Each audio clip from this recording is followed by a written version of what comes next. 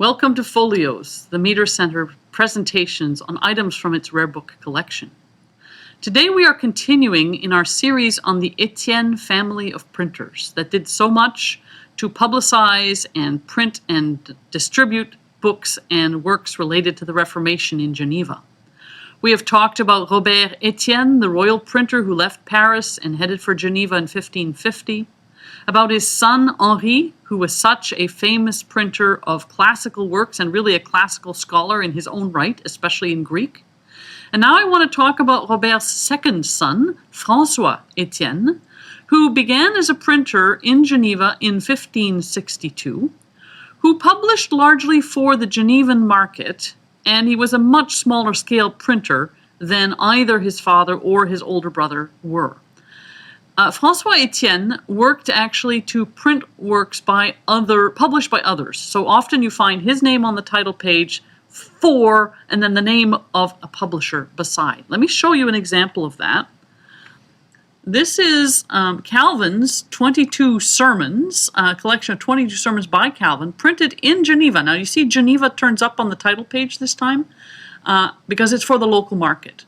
And then Francois Etienne's name, and this is 1562. Francois Etienne for this other publisher, Etienne Anastase. Now, one thing I want to notice with you, and I'm not sure if we'll be able to see it. Let me see if I can make it as clear as possible. This printer's mark is still the olive tree, but it's a little different, okay? If you compared it to the printer's marks used by Robert Etienne and Henri Etienne, it's still the olive tree, but there's a few differences. First of all, there's a hand of God coming out of the cloud with a sickle, and the tree's branches have been lopped off much more considerably, and the Latin motto has changed.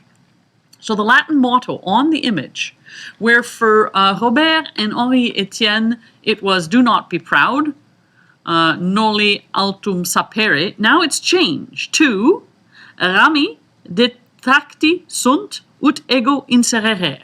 In other words, branches have been cut off that I might be inserted. So it's a very different Latin motto, emphasizing much more the role of God in perhaps taking salvation to the Gentiles and inserting the Gentiles into the salvation story of God's people.